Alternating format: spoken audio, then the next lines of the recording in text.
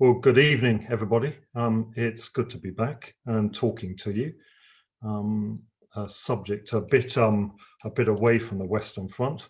I'll explain a bit why in a moment. I'll crack on with this. I'm going to talk for about an hour, and then I can take any questions that you might have at the end of it. Well, I'm going to move my screen a little bit because, as Simon and I discovered the other day, my keyboard has stopped working. So I've got to tap the screen, but I've managed to get it to work quite well. Well, it was a little over 100 years ago that the empire of the Ottoman Turks was breathing its last gasps. In 1914, the so-called sick man of Europe had clutched at the hope presented by the war between the great powers. Led by the fervent nationalism of Enver Pasha and the Young Turks, following the 1908 revolution and the onset of a military dictatorship, Turkey threw in its lot with Imperial Germany. While their reasoning had much to do with their traditional enmity towards Imperial Russia, and with the creeping dominance of the British and the French, they were tempted too by German gold. The Germans and their Kaiser had wooed the Ottoman Turks from some years before the war, seeking to unhinge the British Empire by turning the Muslim world against it. This is Wilhelm II on the left in Jerusalem in 1917, looking his narcissistic best. Well, this effort spread far wider than the Turkish nation and encompassed ambitious projects to gain alliances with Persia and Afghanistan. The most tangible of these efforts was the building of the Berlin to Baghdad Railway. Well, had this staggering example of engineering been completed in time, completion date was planned for 1915 to 16, but was eventually achieved in 1940.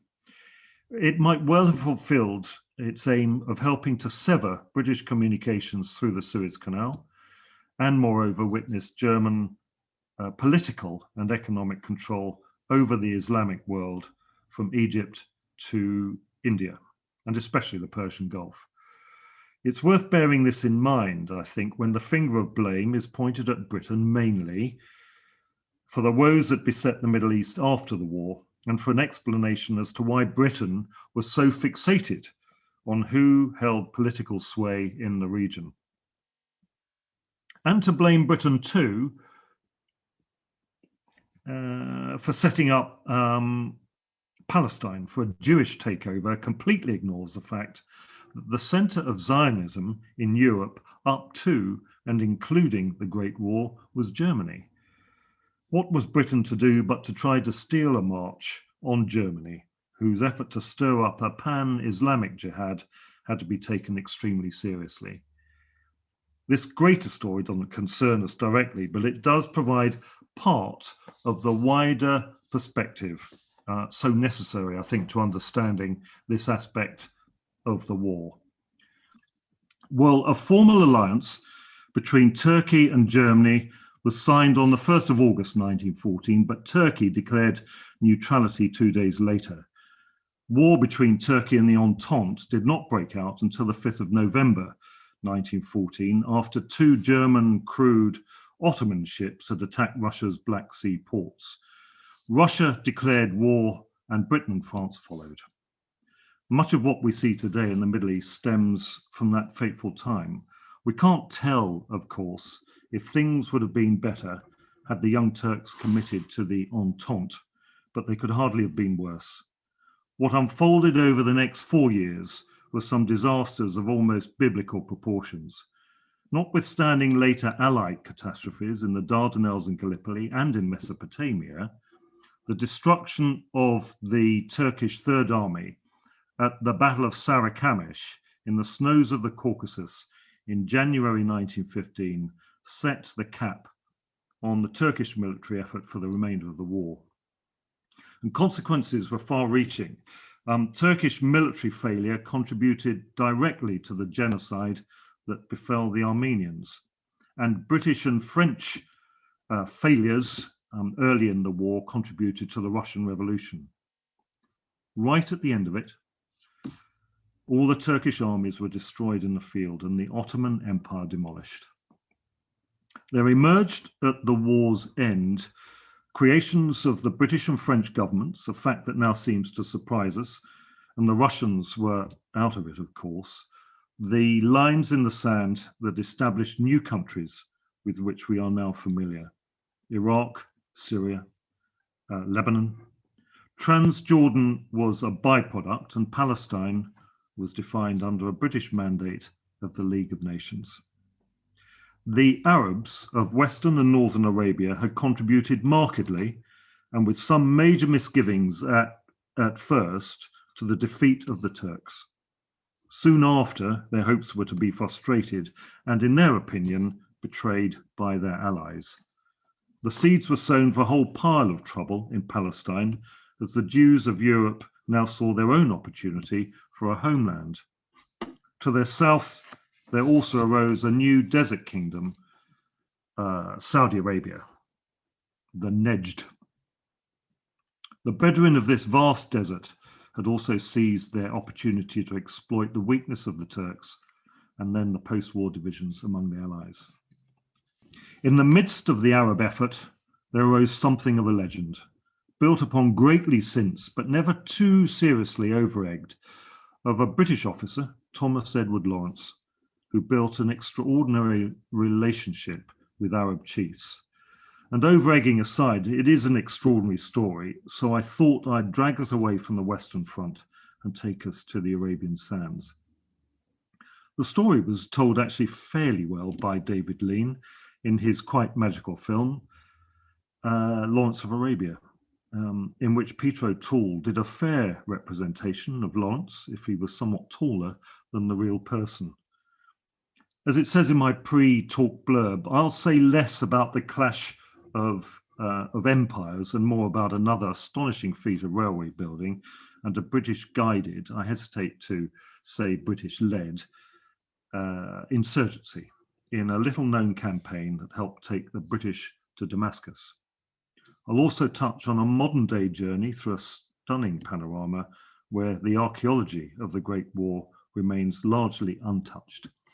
As usual, there's a fair sprinkling of photographs. Some are a bit grainy. I can't do anything about that.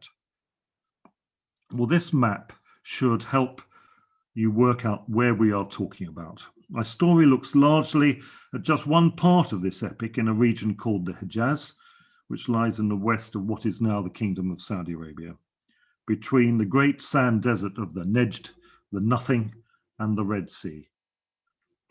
Its importance is readily apparent. The Hejaz encompasses the two holiest cities of Sunni Islam, Al-Makkah al-Mukarramah and Al-Medina al-Munawwarah. For Britain, of course, the Red Sea took in the globally strategic route from the British Isles to India via the Suez Canal and the coaling station at Aden. I've mentioned already the Berlin-Baghdad Railway. The idea of a railway network linking all of the regions of the Ottoman Empire was not new, but the empire was practically bankrupt by the beginning of the 20th century, and railways were thus slow to be developed. Nevertheless, their necessity for reasons of economic benefit and military strength were overwhelming. The engineering challenges were staggering. I think they make the feats of Victorian engineers in Britain look a little like child's play. In addition to the line planned to link Constantinople with Baghdad and ultimately Basra, by the end of the 19th century, there were also very compelling reasons to link the city of Damascus with Islam's holy places. By the end of the first decade of the 20th century, the Ottoman Empire had lost a vast amount of territory, including all of Rumelia, the Ottoman provinces in the Balkans and Greece, to national uprisings. This served to enhance for the Ottomans the importance of Arabia and its devout Muslim populations. Ottoman Sultan Abdulhamid II was also the Caliph, the self-proclaimed leader of all Muslims, and his championing of a railway through the Hijaz would enhance his political as well as his religious standing considerably. The pilgrimage to Mecca is one of the 5 pillars of Islam, but the caravans from Damascus could take 40 days to cover the overland journey. Pilgrims saved 4 years to be able to achieve this, many of them to die in the process due to the hostile terrain and the temperature, or be robbed along the way by Ottoman officials or raiding Bedouin.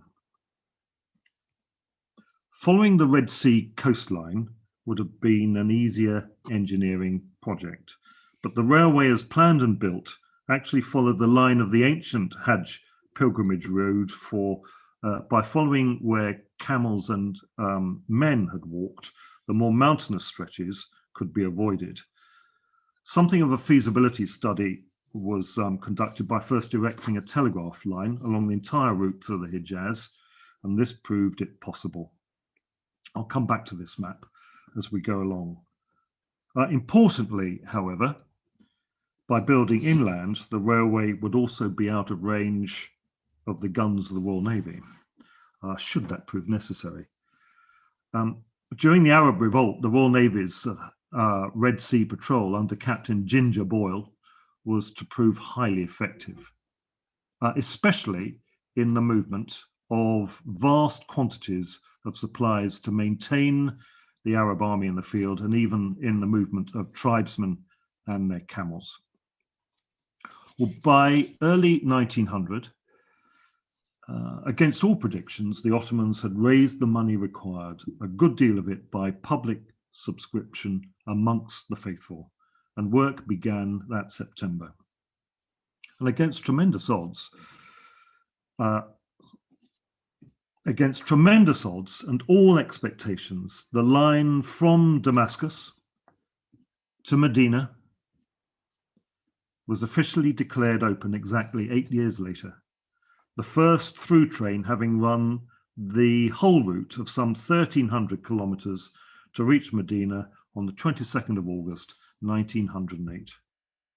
The entire journey from Damascus to Mecca had been reduced to 3 or 4 days, the bulk of which was now by rail. But the hoped for extensions from Medina to Mecca and to Jeddah on the Red Sea were never begun. By 1908, opposition of the Bedouin tribes in the southern Hijaz halted any further advancement of the project, and the Great War snuffed the whole thing out, as we'll see. This shouldn't detract from what really was an astonishing feat of engineering through a waterless terrain of shifting sand and seemingly impassable rock. The declared intention from the outset was to use only Ottoman expertise and Ottoman manpower, but there were some early stumblings, and following an injection of German expertise, progress was rapid and efficient.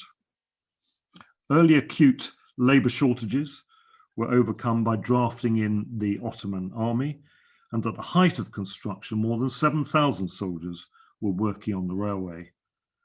Working conditions were so arduous that 3 years spent on the railway counted for 4 against the term of compulsory military service.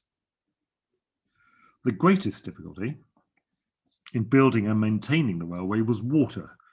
Too little of it, and some of the time too much of it. Water is, of course, an essential ingredient of steam locomotives. So where it was not available, large cisterns and tanks were built or modernized. There's a walled cistern at Katrana in present-day Jordan that was used, and it dated from Roman times and held 36,000 cubic meters of water. But because the line of the railway took the established pilgrimage route, it tended to follow the great wadis through the mountainous terrain. During heavy rain, however, infrequent that might be, these wadis were filled by rock-strewn torrents, so lengthy viaducts and bridges had to be built. Drifting sand could be overcome by building the track up on embankments, and this feature has helped preserve the line of the railway to this day. But the other intrusive element was the heat. The summer months experiencing temperatures way into the mid 40s Celsius. The original intention had been to provide traditional timber sleepers. I know this is becoming a bit train spotting, but bear with me. They're easily available from elsewhere in the Ottoman Empire, but the high temperatures caused these to split. And so steel sleepers, you can see them here, were used for much of the railway's length. This was all very expensive, but lack of readily available fuel turned out to be the biggest expense in maintaining the railway over its short life. Turkish coal was too poor in quality, so the authorities were forced to import coal from Wales, a source which of course dried up in 1914. It's interesting, in 1906 the Russians had begun to use oil from the shores of the Caspian Sea to fire their locomotives, but the Ottomans were to remain entirely ignorant of what lay beneath the sands of modern-day Saudi Arabia and the Gulf states, how different things might have been. By 1907, the railway was quickly approaching Medina, and a vast amount of the necessary infrastructure was in place. But both it and the Ottomans were in trouble. The nomadic Bedouin of the Hijaz were an independent and extremely feisty lot. Their inveterate violence made their government particularly despotic and ensured that the desert was ruled by military strongmen. They were also devout Muslims, and the religious significance of the Hijaz was not lost on them. The rulers in the Hijaz were the Sharifian emirs of Mecca, of the Hashemite dynasty, direct lineal descendants of the Prophet Muhammad. As such, they enjoyed enormous prestige across the Islamic world. In theory, they were vassals of the Ottomans, but in practice, the Sharif was, the title means noble in Arabic, were their own men. In 1908, Hussein ibn Ali al-Hashimi assumed the title, and his ultra-conservatism, pan-Arabism, and religious fervor were diametrically opposed to the Young Turk Revolution of the same year. This was to play directly into the hands of British intentions in 1915 and beyond. The modernizing threat of the Hejaz Railway began to loom large as the Iron Donkey moved ever closer to Mecca. And it must be said, it was a direct threat to the livelihoods of the Sharif and of the Bedouin. The first tribal attacks on the railway took place in January 1908, before its completion. And the threat rose so much that Sultan Abdulhamid was never to embark on his dreamed of imperial pilgrimage from Constantinople. And actually, he was soon gone. He was ousted the following year by the Young Turks, his half-brother, Mehmed V, becoming puppet sultan and willing associate in the dry Kaiserbund. Well, the Ottomans were not daft and had foreseen that the railway might well face attack. As a consequence, it was fortified along its entire length. In addition to the towns along the way with their stations, other railway buildings and railway sidings, just about every 20 kilometers there sat a small station. There were also forts built strongly from local stone, capable of housing garrisons of 15 or 25 men. Sitting alongside these were timber-built barracks for a further 100 men and larger garrisons in other places, requiring considerable numbers of soldiers, most of whom were Arabs. As we shall see, many of these forts survive today and provide evidence of how well the entire railway was built. I haven't got time to talk about the First World War in the Middle East in any detail, but some words will help set the scene for the appearance of the young T.E. Lawrence in the Hejaz.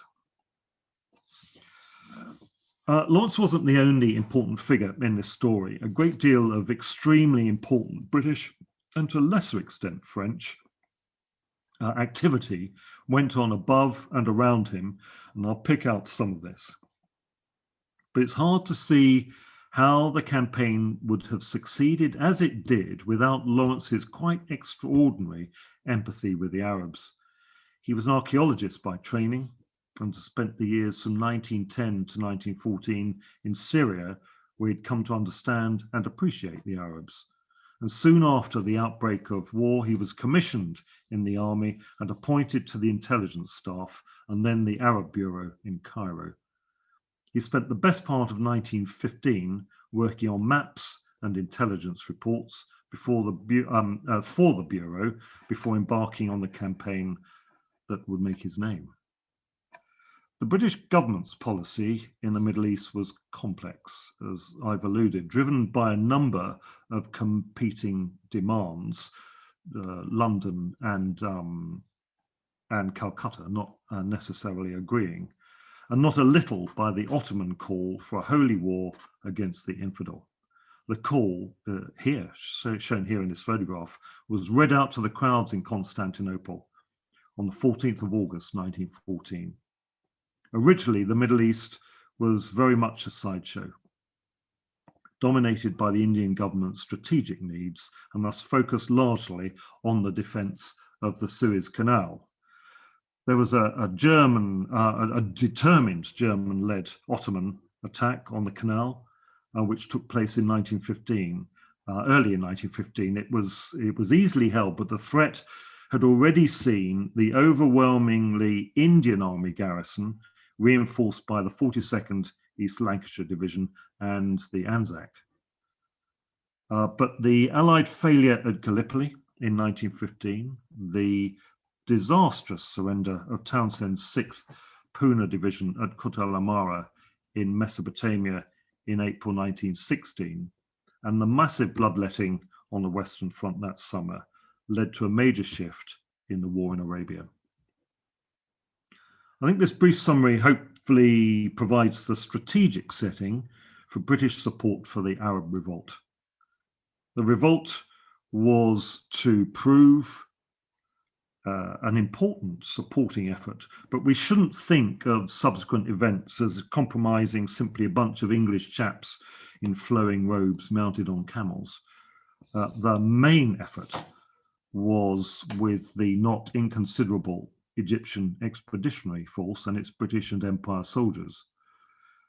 They've no Hollywood movies or even known memorials to their name, but the EEF disposed in 1917 and 1918 over 100,000 men in 7 British and Indian infantry divisions and 3 divisions of yeomanry, Australian and New Zealand cavalry.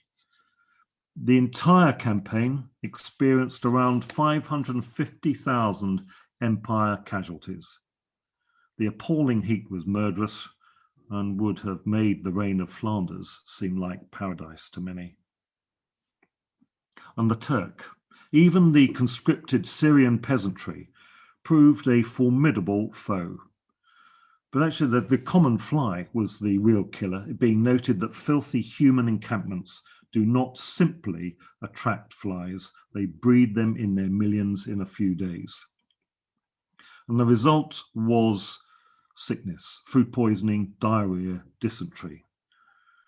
It was a pitiful sight, one soldier noted, to see men who had evacuated some 20 times a day lying almost beside the latrine pails as they had insufficient strength to trust themselves further afield.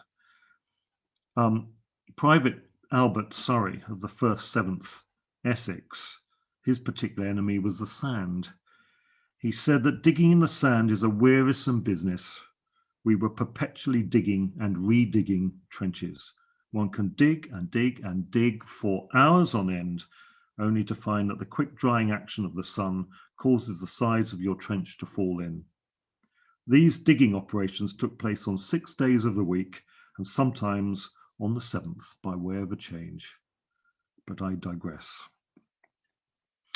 In the Hejaz, Sharif Hussein, seeing sensing mounting pressure on the Turks, aspired to recreate the powerful Arabian Caliphate that once governed the land across what is now Arabia, Syria, and Iraq.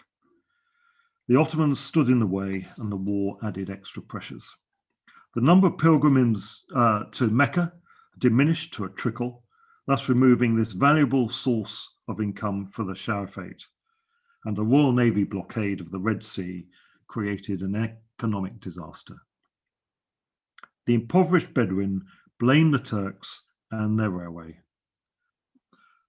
The revolt that followed was not a wide one, there being no universal tribal support for the Sharif in a setting where tribal rivalries dominated everything. The Hashemite aim was an Arabia under their yoke, not free and independent. So the revolt held little or no appeal for the Syrian and Mesopotamian peasantry. And the support of the Bedouin tribes waxed and waned depending on military success and failure and whether or not loot lay at the end of a battle. That scene in Lawrence of Arabia, when Anthony Quinn, playing the fearsome warlord Alda Abu Tai, chief of the Hawitat, is angered when they can find no pot of gold when looting Acaba, was pretty close to the truth. This is Alda himself, who Lawrence described as both hard-headed and hot-headed, and in the contradictory way of the Bedouin, also possessing infinite patience. He had married 28 times, had killed 75 men, not including Turks, he didn't count Turks, and his loyalty, when won, was unassailable. He had a Bedouin way with words, and prior to one of his attacks on the Turks in Syria, he issued this ultimatum: to the Mutasarrif of Kerak, from Alda Abu Tai, greeting. Take notice to quit Arab territory before the end of Ramadan. We want it for ourselves. Should you not go, I declare you outlawed, and God will decide between us. Well, to have the Bedouin tribes supporting the British campaign in Palestine was critical to success. If they'd been hostile, the campaign would have been impossible to prosecute. As the British had found in Mesopotamia and the Turks were to find in northern Arabia, to have local Arabs and especially fast-moving Bedouin constantly snapping at your heels made life intolerable for the soldiers and campaigning hugely costly in materiel and men. But the support of the Sharif was no easy matter. Providing guns, grain, and gold was simple enough, but the politics proved extremely complicated and eventually was irreconcilable. Throughout the campaign, much effort was expended in keeping Sharif Hussein on track, so to speak, eternally concerned as he was about what his sons were doing, what other tribes, especially the Saud of the Nejd, would do, how the Turks might recover, and what the real motivations were of his Western allies, all kuffar, all Christian infidels. Lawrence's gift, which few British or French officers possessed, was that he had an innate understanding of the Bedouin, and they took to him for his understanding. Lawrence was the first to recognize and practice that their leadership could never be taken by foreigners. Their natural democracy could be a major impediment to any sort of efficiency. And it was somewhat counter to Lawrence's understanding that he would be called upon on occasion to adjudicate in disputes, something so graphically displayed in the movie when, true to events, he executed one of his own bodyguard in order to prevent a blood feud.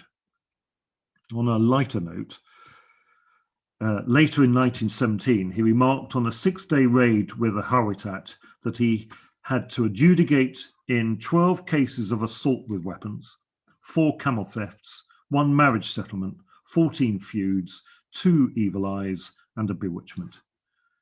To many, most Westerners, the Arab soldier is not up to standard. Whatever that might be, Lawrence would be the first to say, as he did, that the Bedouin is hostile to discipline and unfit for regular service, though on his own day, in his own country, and in his own style, he will dispose of many times his number of any troops that can be brought against him. Well, Britain, it transpired, had no intention of granting Arab independence. To appease France, and at one stage Tsarist Russia too, with its eyes on Constantinople, Britain agreed to the Sykes-Picot plan to carve up Arabia post-war. The British Empire saw no, if it can be given an excuse, saw no other option. Added to this was the Balfour Declaration that guaranteed the Jews a homeland in Palestine. Lawrence is today forever associated by all Arabs with this apparent treachery. I think this is grossly unfair, but Lawrence is not a name that goes down well in this region even now. Ironically, Lawrence's treachery, if it might be called that, was the other way when in February 1917 he told Faisal, Hussein's third and most accomplished son, about the Sykes-Picot plan. By the end of the year, the Arabs were also fully aware of the Balfour Declaration, but by then, what else could Hussein and his supporters do but go along with the campaign? And there still might be some profit at the end of it. Well, the revolt, when it began, was initially an entirely Arab affair when at dawn on the 10th of June 1916, Sharif Hussein, Emir of Mecca, fired a single shot that signaled the insurrection against 400 years of Ottoman rule. Seizure of the city was a massively symbolic event as it knocked away in one fell swoop the Ottoman call for holy war against the infidel. By the end of September, the Sharifian tribesmen controlled the whole of their Hijaz, except for the strong Turkish garrison in Medina. The town actually held out until after the end of the war, not surrendering until January 1919. But this actually played, them holding Medina actually played well into Allied hands as it tied down a large Turkish force, defending and resupplying the place, fixing Turks to the spot who would otherwise be employed elsewhere. The railway was a vital lifeline for Medina, but from the outset of the revolt, the tribes demonstrated their fickleness, deserting the effort when they felt there was no profit in it for them. They had also demonstrated very major inadequacies in the field where their strength lay in lightning raids and certainly not in stand-up fights. So with the revolt dissolving around them, the Sharif was driven towards accepting British help. The British government had been in contact with the Sharif since before the war. In February 1914, there was a key meeting with one of Hussein's four sons, Abdullah, the second born, and here he is on the left, with Lawrence on the right late in the war. Abdullah bin Hussein was the more political of the four sons and was, with British help, to become king of Transjordan after the war. Well, that early meeting was with none other than Field Marshal Herbert Kitchener, then Consul General in Egypt. He had great experience of Arab soldiers and what they could achieve, and his early support for the Arab cause was particularly important in framing subsequent British policy. When the revolt erupted, the British hastened to establish a proper mission amongst the Hashemite and in October 2016 dispatched Ronald Storrs to Jeddah.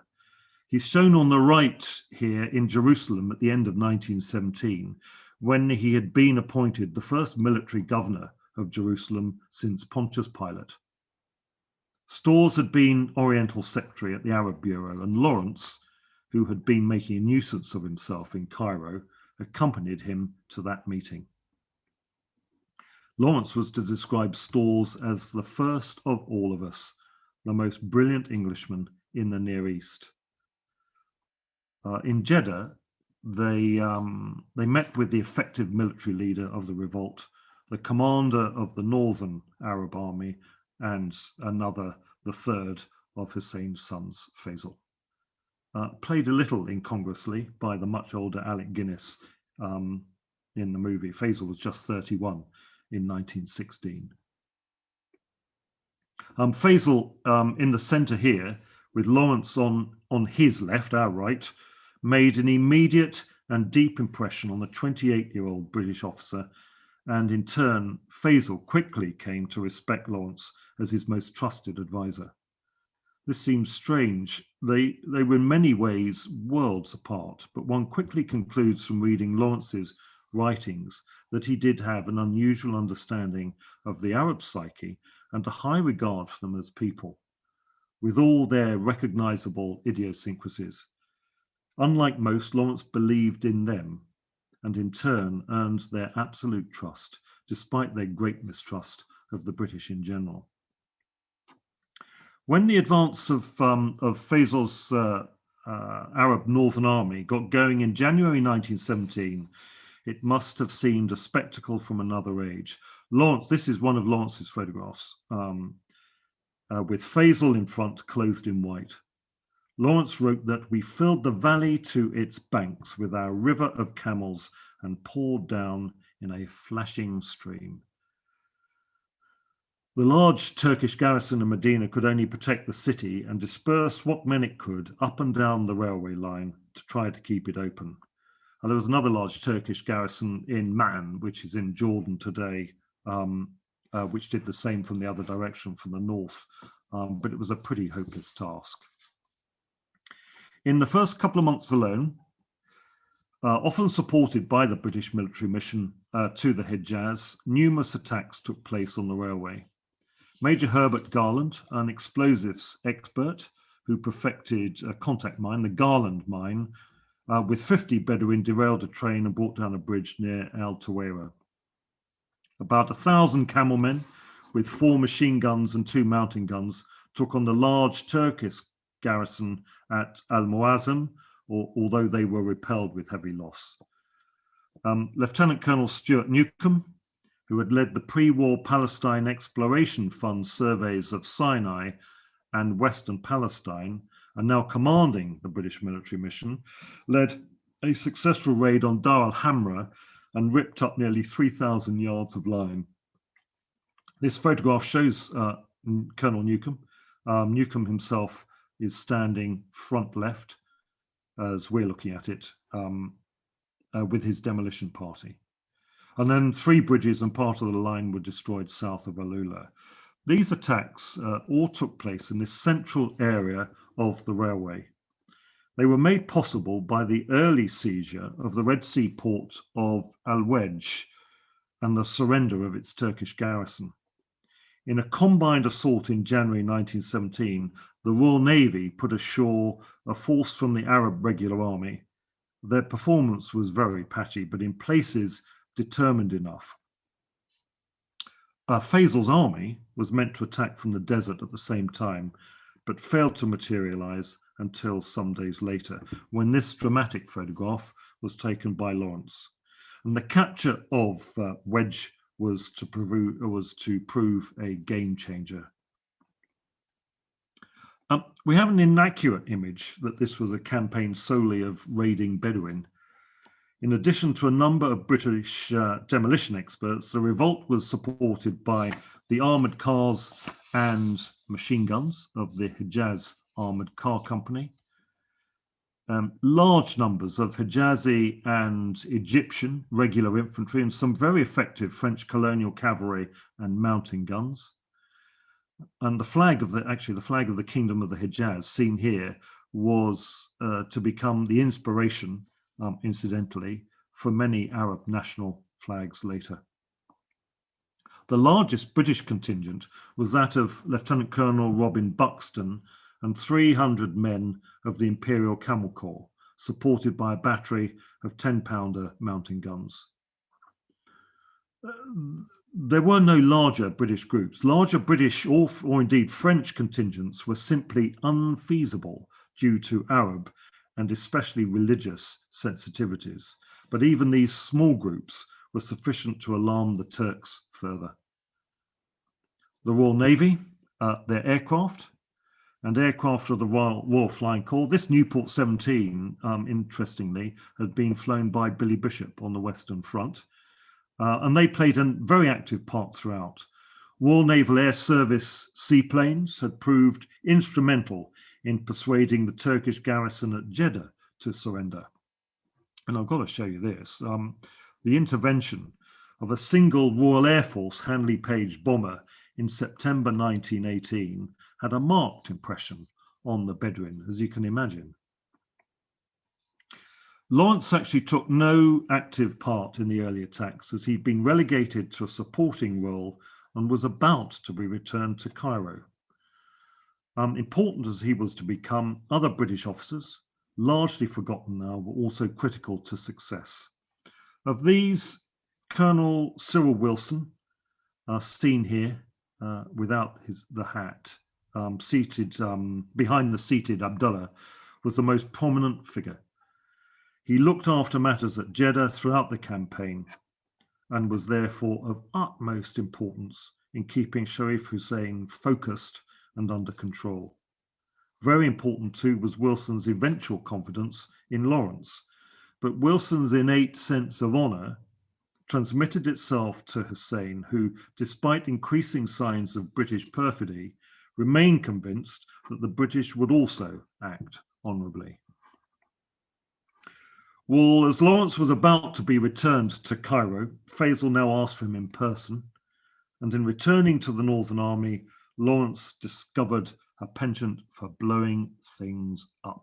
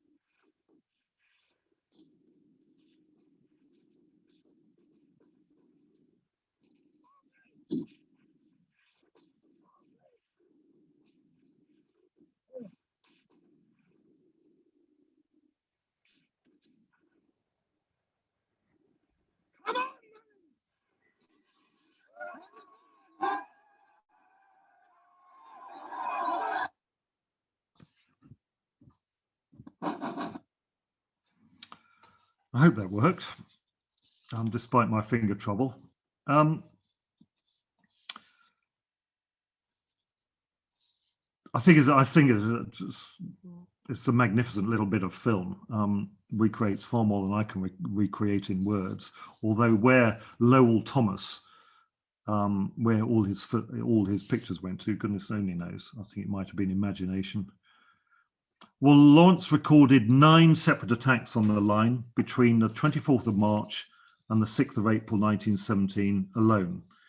In one attack between the forts at Al-Hadiya and Al-Madaraj, his Bedouin ripped up 200 rails and he blew up a 4-arch bridge. A mine destroyed a troop train with 300 men on board. The Turks could not hope to defend the whole thing, and Lawrence noted in the 7 Pillars of Wisdom this massive dilemma for a conventional army trying to keep a fleeting guerrilla force, however small, at bay. This was the algebraic factor of trying to control tens of thousands of square miles, and the lesson is ignored, has been ignored, today at our peril. Lawrence wrote, "How would the Turks defend all that? No doubt by a trench line across the bottom, if we came like an army with banners. But suppose we were an influence, an idea, a thing intangible. It seemed a regular soldier might be helpless without a target, only on what he sat. and at what he could poke his rifle. To make war upon rebellion was messy and slow, like eating soup with a knife. Well, the culmination of this part of the campaign was the Bedouin seizure of the port of Acaba on the 6th of July 1917 and the surrender of its Turkish garrison. This was achieved by a camel army. Lawrence was with them, attacking out of the desert, and it demonstrated how effective the tribes could be when acting in concert. And they could now be employed on the right flank of the main British army in the campaign ahead. Acaba, seen here with HMS Humber lying offshore, became the logistic base for the revolt and was critical to its success. The main Palestine campaign had begun with a whimper.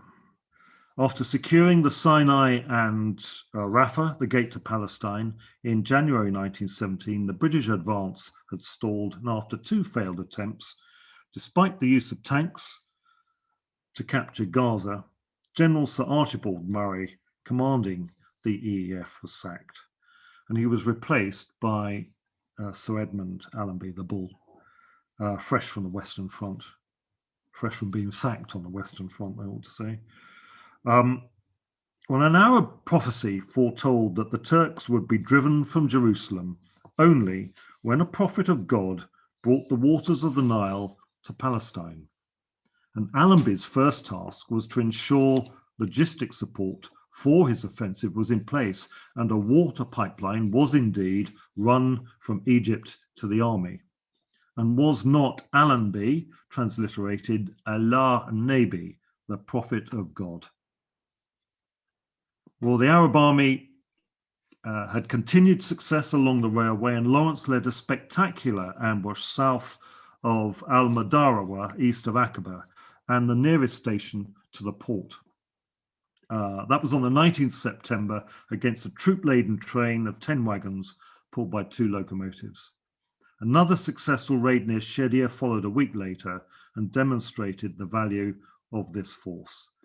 And in Allenby, the Arabs had another British general who valued their worth. So as the day approached for the launching of the major offensive against the Turks entrenched in the Gaza-Beersheba line, he ordered Lawrence to take a force to break the railway as it crossed the Yarmouk Valley on this bridge south of Damascus, which would have cut the Turkish lines of communication completely. The attack was a failure. I'm ahead of myself. The attack was a failure. Too much hope amid too little planning. And Lawrence was lucky to escape with his life when he personally blew a major demolition just 50 yards from the track and a troop train whose 200 survivors responded vigorously. Nevertheless, when the Third Battle of Gaza was launched on the 29th of October, it was a stunning success. Key to the victory was the attack by the Desert Mounted Corps, 2+ divisions of Australian, New Zealand and British cavalry. And they went around the Turks' left flank at Beersheba. A captured German staff officer told that when he observed the cavalry approaching, "We did not believe that the charge would be pushed home. That seemed an impossible intention." The British infantry still had to storm the Turkish trenches, and the Turk was formidable in defence.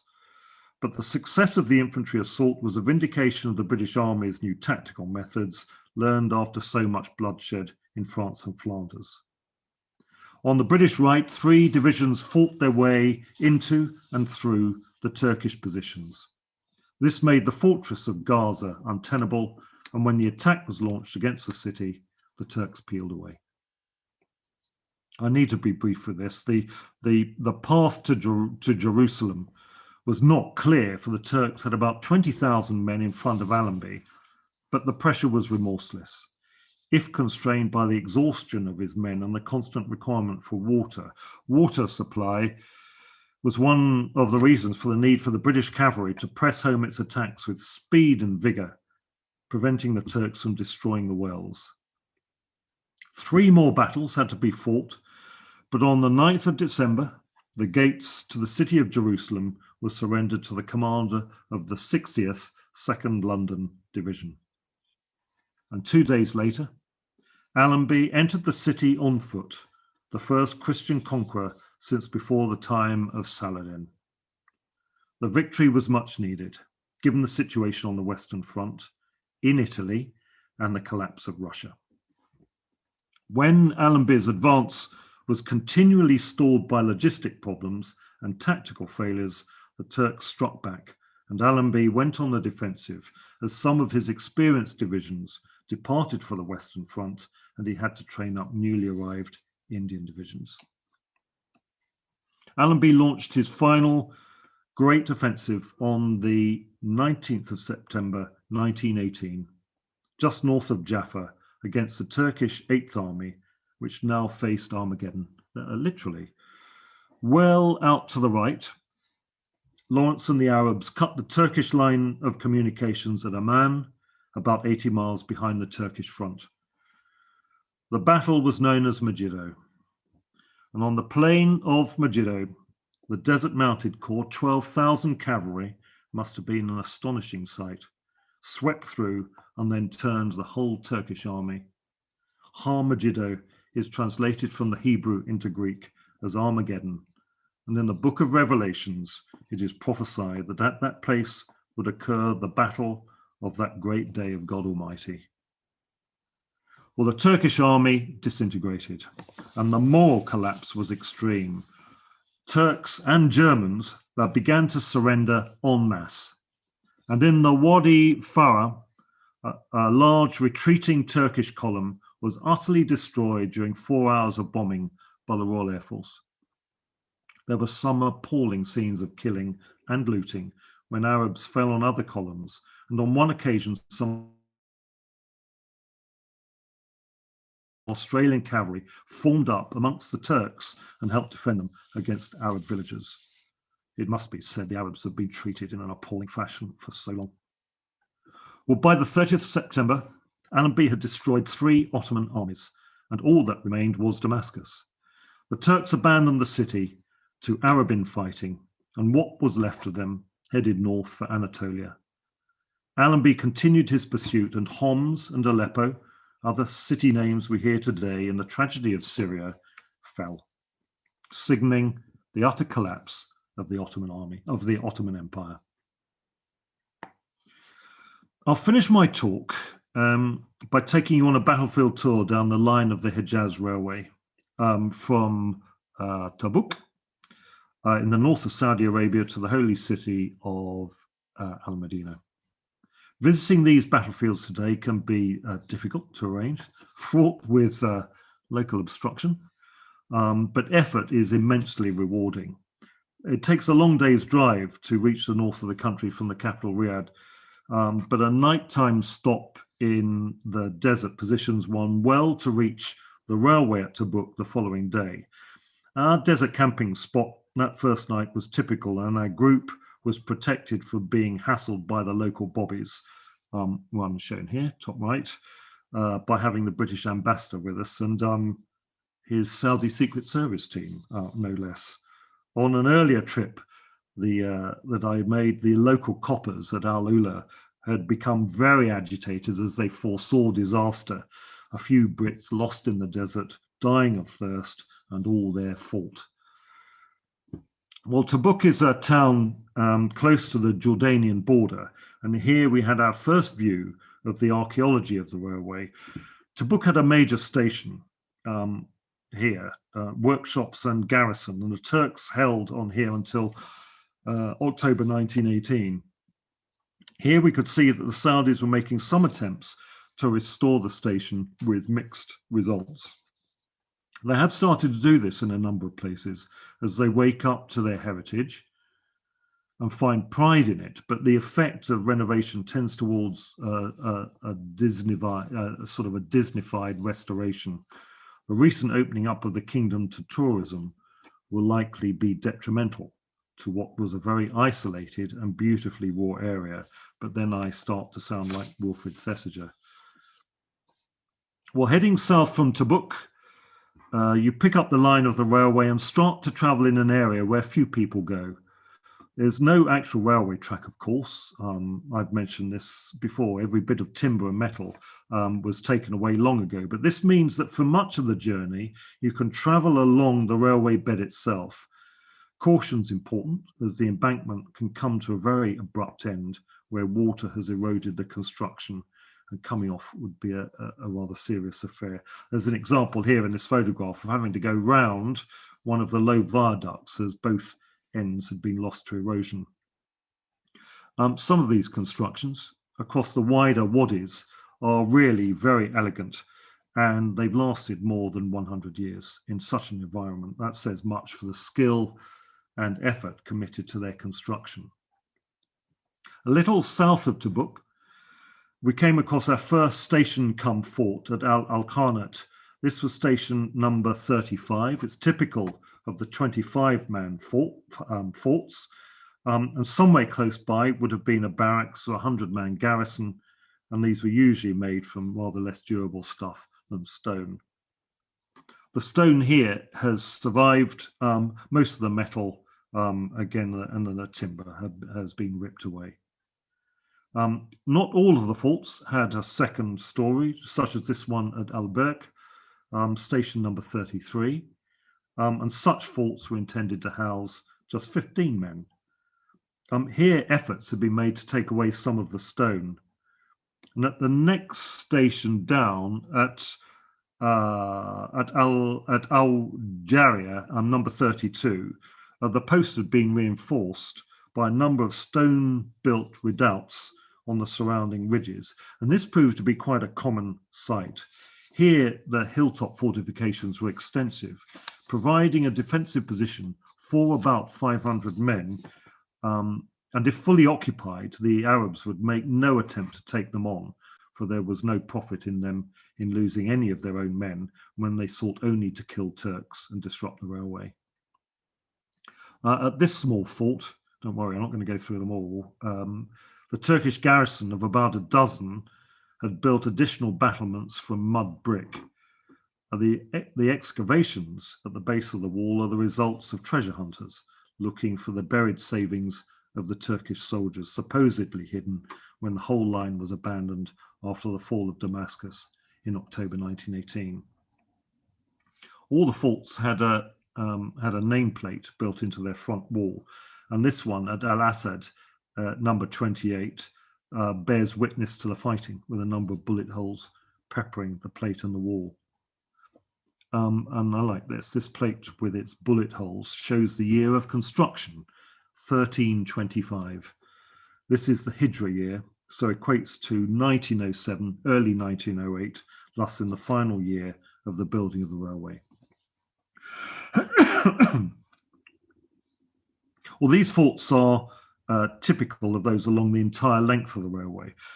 There was another, forgive me for holiday snaps as they come up, but there was another particularly interesting feature in a number of places. My photograph here doesn't quite do justice to this feature, but it represents the organized heaps of collected ballast for use along the railway and built by the Turkish soldiers in this picture, which I didn't take. Here you can see just how extensive these piles of ballast could be. They relied on a lot of men having a lot of time on their hands, and they received extra pay for their efforts. There are some spectacular highlights along the way amid spectacular scenery.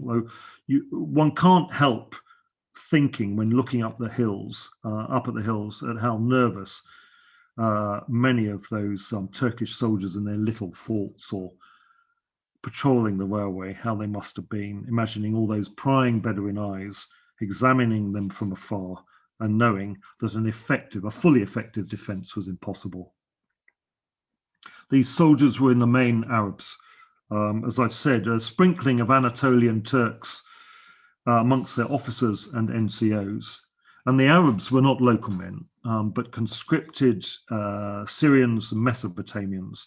And when things began to go badly, they started to desert in droves. What is surprising is that the Hejaz Railway remained open at all. which it did until the very final stages of the war. And this bears even greater testimony to the determined defensive capabilities and extraordinary resolve of the Ottoman troops in the harshest of environments, cut off for months at a time and surrounded by hostile Bedouin. Every demolition of track and bridge was repaired, drawing on stockpiled material, and when that was gone, resorting to stripping out timber and anything else of use from Medina, Ma'an, and other towns. The Turks learnt quickly too to protect their railway journeys with locomotives and wagons reinforced with additional protection and armed escorts, every move being preceded by armed inspection teams on trolleys, protected by infantry on foot, moving in front to search for any sign of explosives. Well, this being the traditional pilgrim route, rather wonderful to see at one stage a small herd of camels driven along the old railway line down to market in Al-Ula. We came across a number of caravanserai. These inns cum castles had been built 400 years or so previously to protect and provide succor for the Hajj pilgrims on their months-long journey to Mecca. And the most spectacular of these is this one, the Qalat al-Muazzam. Here, bringing us back to the railway, there was a set. You can see the castle over on the left, but here there was a set of station buildings too, with a water tower and ridgeline fortifications. But the Qalat was something to behold. It was built on a natural collecting place for water, as there was alongside the castle a large open-air cistern. I'll show you this one too. Quite a way further south, the Qalat Asawra and the Bir, or well, alongside it. This impressively brick-lined structure is some 60 meters deep, and water is still drawn from it. Our journey brought us to the town of Lula to take a day out from looking at the railway so that we could visit Madain Saleh. And if you've ever been to Petra in Jordan, you'll have appreciated the architectural beauty of the Nabateans. Well, in addition to Petra, they built a city at Madain Saleh, literally cities of Saleh stride the incense route. And these photographs provide an idea of this spectacle. The edifices hewn out of rock are tombs, and this one, Casa al-Farid, the unique tomb, is the most iconic and unique. The site's extensive, and while much has worn away in time, Islamic influence has removed some of the more graven images of faces and animal heads. It's a magical and beautiful place, complemented by the scenery elsewhere, such as this at Mammoth Rock. I've digressed further. Madain Saleh was a major stop on the old Hajj caravan route and on the railway. And there's a small and very well restored Qalat, and next to it, a water tower. And here it is. There's my photograph, but here it is pre-war with a Kraus locomotive. The extensive station buildings have been restored and a length of track relaid, and you can see too some bits of old rolling stock on the line and to the right. And the old workshop shed provides protection for a German Jung locomotive built in 1906, and it's an impressive reminder of what once ploughed up and down the line in the hope that the track would not suddenly erupt in an explosion. Well, we began with the Arab Revolt, and I'll finish there. As a battlefield historian, I was particularly interested in finding any evidence of the attacks on the railway, or at least the sites. We heard earlier that the Bedouin had been raiding the railway since its construction, but as we also heard, the first British-led attack took place on the 12th of February 1917, a little south of the station at Al Tawera. This is a contemporary photograph of the blowing up of the line, the demolition called a tulip, as it was designed to peel away track and sleepers and bend them beyond repair. The charge was devised by Lawrence and this chap, Captain Frederick Peake, Duke of Wellington's regiment, and then commanding a force of the Imperial Camel Corps of Egyptians and Gurkhas, Peak Pasha, as he was to become, later raised the Arab Legion in Transjordan, a force later even more famous under Glub Pasha. Well, back to Al Tawera and its station, and there it is in the distance, with the line of the railway laid on this curve in front of these rocks. Here in the dark on that February night, Major Garland, Bimbashi Garland, that's the Egyptian rank, and his Bedouin used Garland's contact mines to blow up a troop train. Garland, incidentally, was not keen on working with the Bedouin, and he rather liked the Syrian peasantry because they were more easily amenable to military discipline. At Tawera, I took my photograph from up amongst those rocks, and here's looking down. I'd think that the Arabs concealed themselves up there, providing protection for Garland as he laid his charge in something of a hurry just below at this culvert before they all scarpered. Lawrence led his first attacks at the end of March 1917, and for about 2 weeks played havoc with about 100 miles of track. The most graphic evidence of the attacks, although we can't tell if this was Lawrence's work, is at Al Hadia, station number 10. Lawrence and his Arabs blew up rails and cut the telegraph here on the 3rd of April 1917. But nearby lies the remains of a whole train with its Belgian-made carriages. Near the next station, Al Madaraj, to the north, Lawrence had laid a mine under the tracks and was disappointed when a fully laden train passed over it safely, and then relieved to see that the train was packed with women and children being moved back to Syria. Well, the line was never fully restored. The Turks abandoned it entirely when they withdrew the remnants of their army at the end of 1918, and rivalry between Britain and France after the end of the war overly complicated management. Still, through Transjordan, Palestine and Syria, the line remained in use until the 1930s, and sections still do operate today.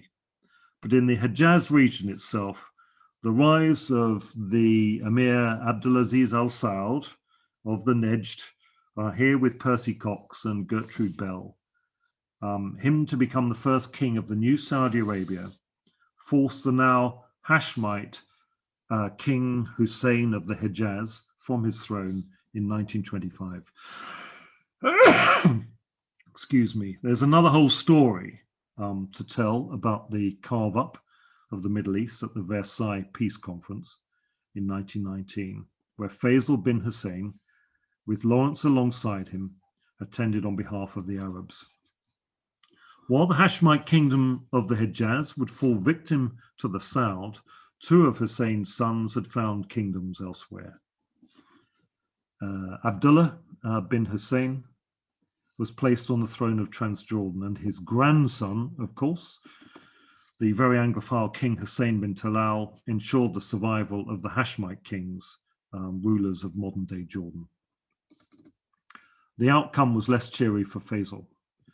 He was ousted from the Syrian throne by the French, so the British placed him on the throne of Iraq, King Faisal I, looking far removed from his days as a desert raider.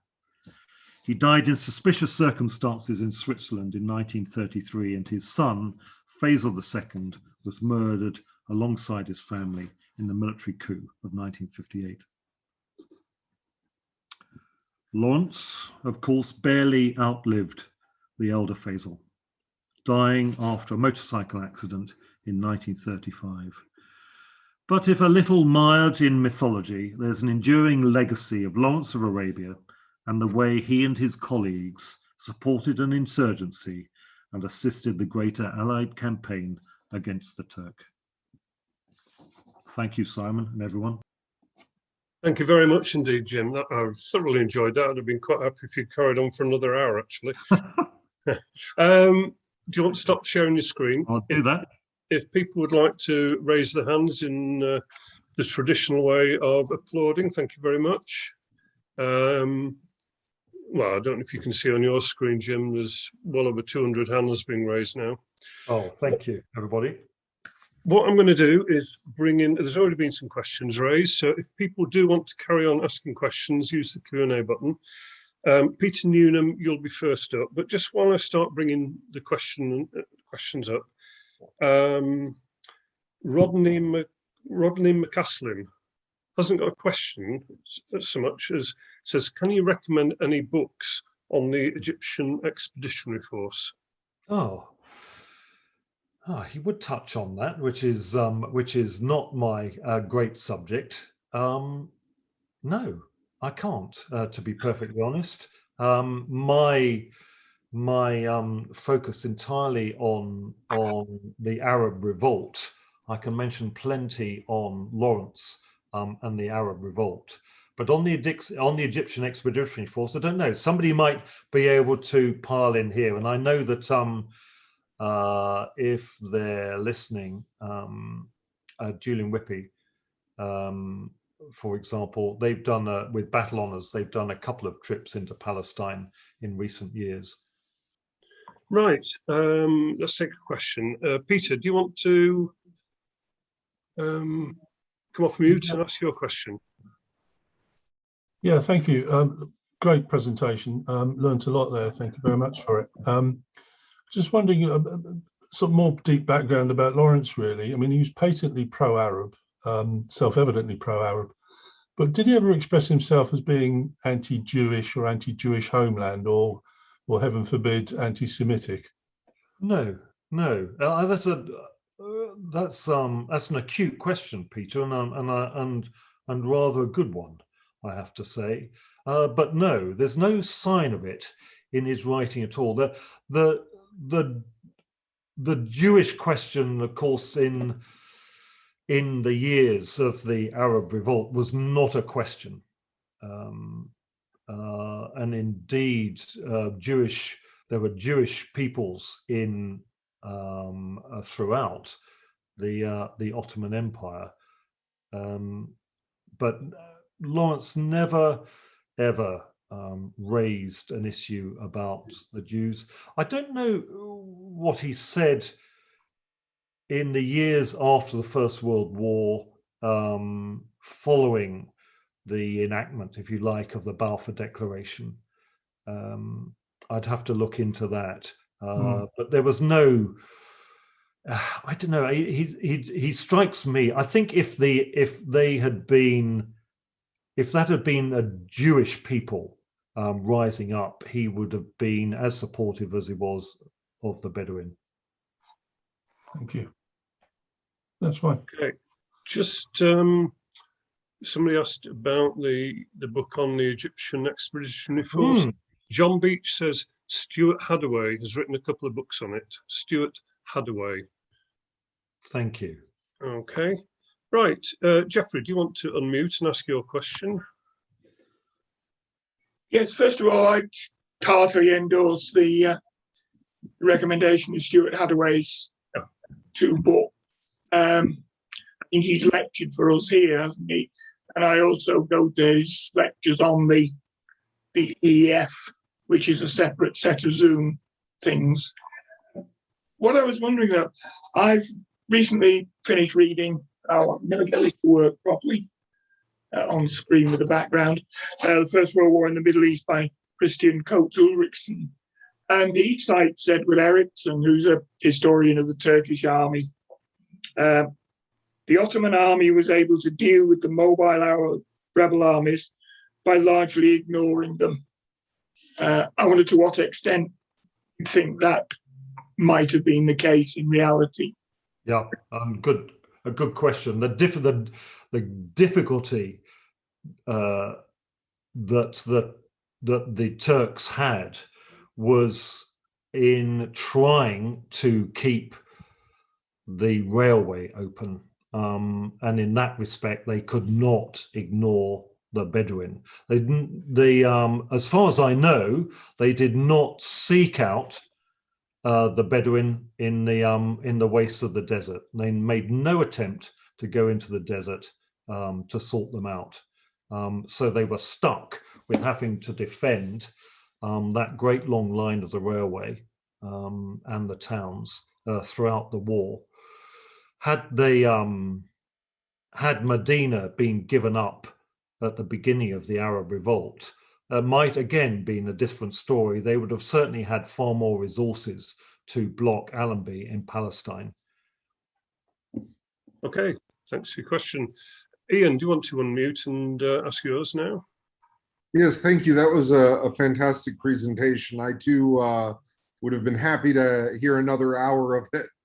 But my question is, you know, 1,000+ kilometer railway under those conditions had to be terribly difficult to construct, right? I mean, we have the picture of the shifting sands, sandstorms, this really sort of arid, hostile environment. I was wondering what the particular challenges were to laying that line down, to putting the bed and the sleepers and whatnot in place, and to just getting everything, you know, sorted in that sort of harsh environment. I mentioned a bit of it from the start. I still find it, Ian, and I've been up and down that line of the railway. It's almost impossible to conceive how they put it together, especially as they managed to do it in 8 years. Now they cut it through the Hajj pilgrimage route, and that was the easiest path to take. But there are, I could show you another 500 holiday snaps of bridges and tunnels. They put tunnels through. The stone bridges, all of those viaducts are in the majority of cases still in place. So the standard of the construction was extremely high. Maintaining a railway, it makes me sound as though I'm a railway enthusiast, and I'm not. But you just see it today, don't you? The men are constantly out maintaining railway lines. And you've built a railway line, and now it's being attacked by the locals. It must have been quite disheartening. But it's an astonishing feat of engineering, and the sand, the drifting sand is bad enough to deal with. But when the very rare occasions it rains, it's deadly rain, because it pours through the wadis in torrents, comes down off the hills. And it's deadly to this day, the rain, when it appears like that. But they pushed it through. Perhaps if there had been no Great War, the railway would have survived. The Turks would have found a way to keep the Bedouin away, or would have bought them off. But astonishing thing. Thanks, Ian. Thank you very much. Yeah. Sarah, do you want to unmute next? Hi, yes, thank you for a fascinating talk. I get excited when I hear the words Gertrude Bell mentioned. So I was going to ask, please, to what extent was she involved in this side of thing, here? Yeah, not at all. Sorry to disappoint. Well, that's what I was surprised at when you said, No, not at all. She was much more involved in Mesopotamia at this time, in 1917, especially into 1918. So not involved at all. And she had, I'm just trying to remember, Lawrence did say something about her. Because she was very supportive of Abdulaziz al-Saud, which Lawrence was not. He was. Did they get on? Her and Lawrence, I mean, not. I think so. I think Lawrence was a peculiar person, highly intellectual, and a peculiar person. And withdrew in on himself after the war. I just say, if you look into actually some of the recent writings on Lawrence, and they don't over-egg the point, but he suffered quite badly mentally from the death and destruction that was caused by the Bedouin as they attacked Arab columns. There's that horrid bit in the film. I don't know if you remember it, where there is a Turkish column retreating, and the Turks have clearly laid waste to some Arab villages, and so the Bedouin are not going to take any prisoners. And Lawrence was badly affected by scenes like that. His brother, his surviving brother, when the film came out, was very critical of David Lean and the film, saying it made Lawrence look sadistic, which he clearly was not. But yeah, as far as I know, so he, like all, Gertrude Bell was an Arabist, like Lawrence, if they were had their focus on different Arabs. Thank you. Thanks, Sarah. That takes us neatly into Robert Riddle's question. I think you probably partly answered it, but Robert, do you want to just pick up your question? Yes, thank you. Thank you very much, Jim. That was a wonderful presentation. Thanks, Robert. Certainly know your subject. But yes, you partly answered the question I was about to pose into the character of Lawrence. For such a well-educated, sensitive man, I understand that on occasions, or at least one occasion, he said that don't take any prisoners, no prisoners. Yes. And man and beast were killed. And I just wondered how you can reconcile this. Do you have any thoughts on the type of character he was? Interestingly enough, in 7 Pillars of Wisdom, he says, and I quote, "I was all claws and teeth and had a devil." Does that indicate a certain mental problem? I think so. I think so. Yeah. We could go into it. We could go into it quite deeply, and there will be people who will have studied this in far more depth than me.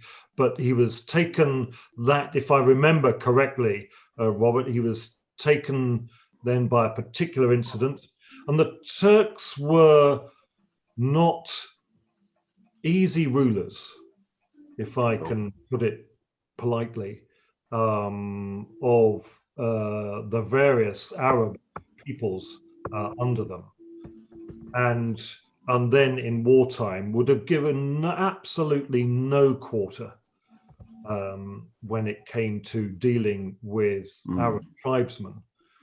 And to some extent there was this put back. I think what we know of Lawrence is that that troubled him for the rest of his life. Yeah. And really seriously. I mean, a most peculiar that a man who had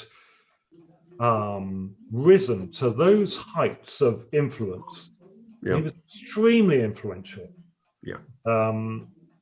I think he would understate that himself, but he was extremely influential at the end of the war and a little after, and then almost disappears into obscurity, into the tank corps and into the Royal Air Force, and very difficult, very difficult. You've got to feel have a great deal of sympathy towards him. Yes. Thank you very much, Jim. Thank you. Thanks, Robert. John, do you want to ask your question? I'm really interested in Captain Shakespeare, who was seem to have frozen.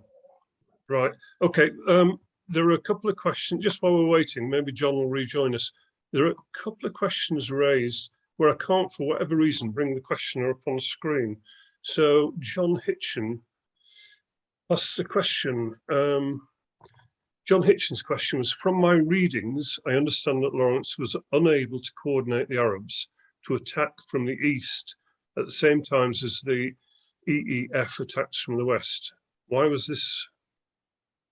There was a specific, I know of a specific example, and it was in the seizure of Al-Wedj on the Red Sea, and it was a simple matter of the Arabs not being ready and not organizing themselves in time. And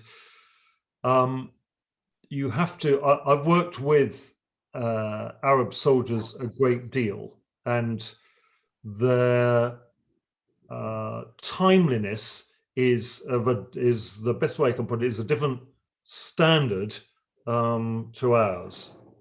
And when they were ready, I know it angered Lawrence at the time, the matter over Wedge. It angered the British authorities, particularly Colonel Wilson at the time, because it was seen as this great coming together. And the Arab regular army at that stage was not well trained. It was very small, and it was not well trained.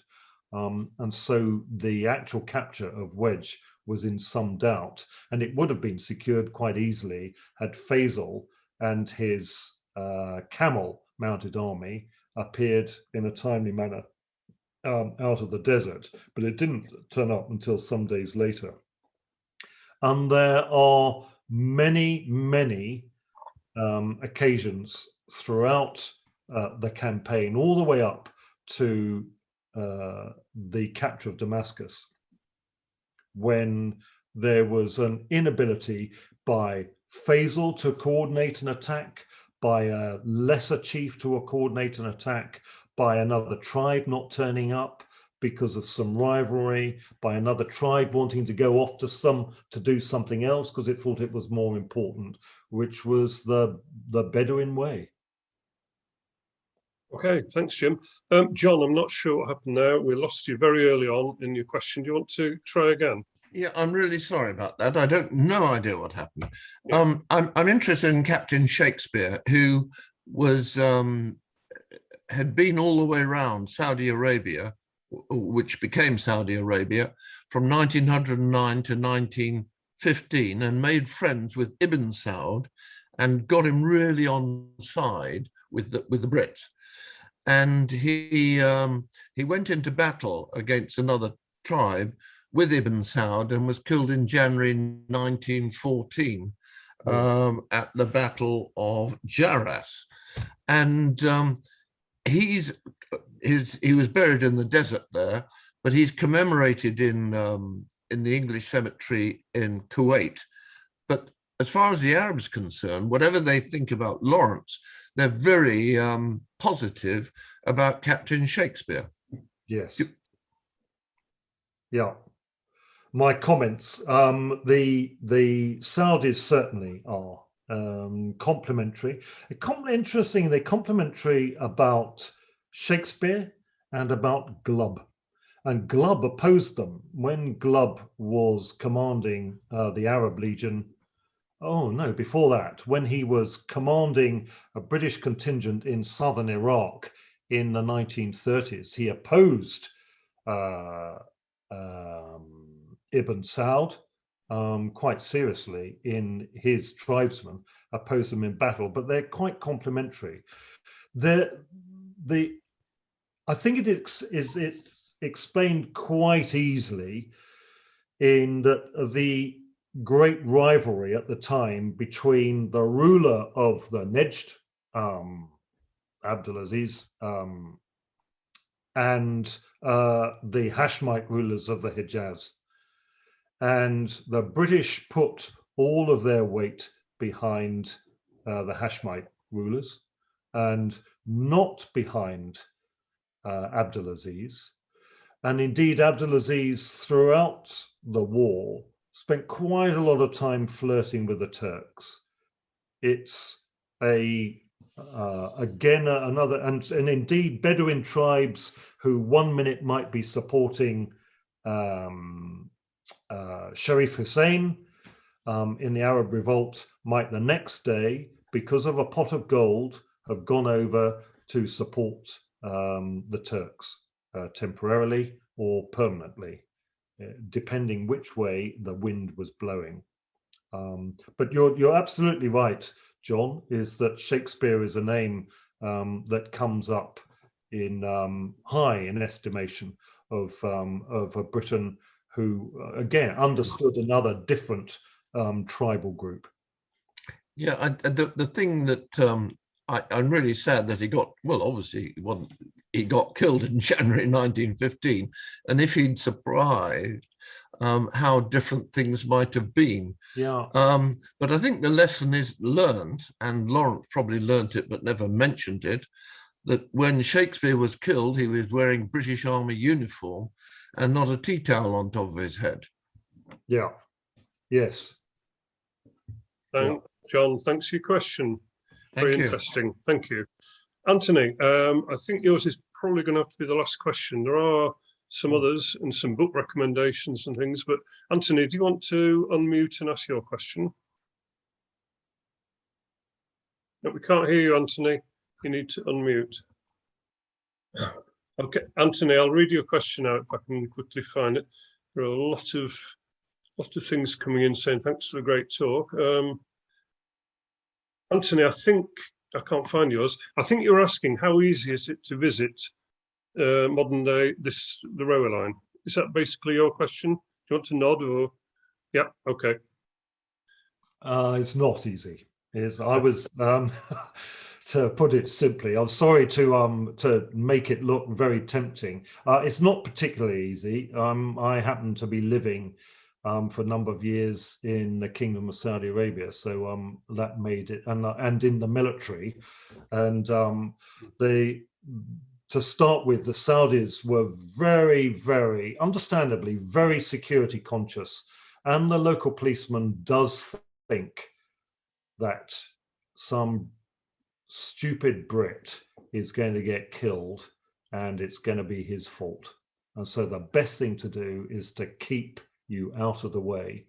Our most successful trips were with a bit of officialdom, and that one in particular with the British ambassador at that time, Bill Patey, because the local police wouldn't come anywhere near the Saudi Secret Service chaps.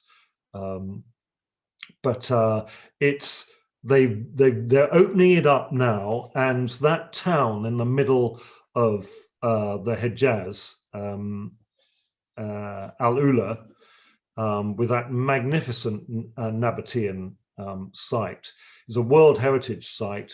If they haven't done it already, they're putting in an airport there, and they are opening it up. And permits now to visit places like that, you always had to have special permission from the Ministry of Heritage and Culture, and now they're much more easily available. Actually, as the Saudis begin to see it, when a couple of times I went there, it's the first time some of the Saudis had ever heard of the place. They'd never heard of the Arab Revolt, and they were fascinated by it. And so that's all, again, as the kingdom opens up, it makes it a lot easier. But you cannot, to this day, unless you are a Muslim, you cannot visit Medina. You can't go into Medina. Thanks, Anthony. I'm afraid we're going to have to call it a day there in terms of the questions. There are some questions. There have been some people writing in, putting questions in saying, could we recommend books on a particular subject? And there have been others recommending books on subjects. I'll speak to David Tasfield and see if there's some way we can pull it all together, maybe in the next edition of Trench Lines, and maybe put some recommended books under the various subjects that you've asked about. I'll send some in, Simon. I'll send some in. Okay, I'm just going to end just by a comment that came in very early on. I feel duty bound.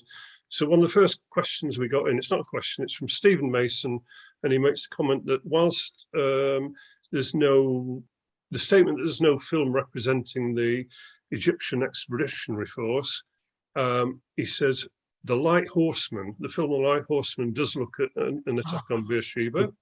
Yes. And there's another film, an earlier one called 40,000 Horsemen. What, whilst being a romance film, shows well, it shows some aspects of it. So 40,000 Horsemen and The Light Horseman.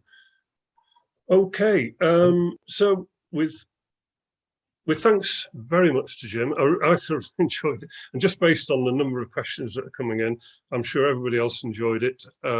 We've had nearly 500 people watching. I don't know how many on YouTube, so quite a big audience. So thanks once again, Jim.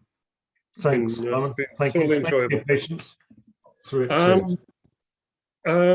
That is pretty much it for tonight. Oh, sorry, one last. I got I didn't read it out, but Paul Haig, one of our members, says he's actually got a section of track from the railway that his brother picked up when he was doing some work out there in 1970. He'd like to donate the track to a museum, either a World War I or a railway museum. What I think I'll do is just ping you his email tomorrow, and if you can recommend anywhere he could. You might go with the track pin I've got behind me. So yeah, anyway, I'll send you his email tomorrow, Jim. So thanks very much, everybody. Thanks once again to Jim. Thanks, Simon. Thank you, and thanks to everybody for joining in. Hope you enjoyed it, but for now, good night. Good night, everybody. Thank you. Mademoiselle from Armentières, parlez-vous. Mademoiselle from Armentières, parlez-vous. Mademoiselle from Armentières, she hasn't been kissed for 40 years. Hickey, picky, parlez-vous.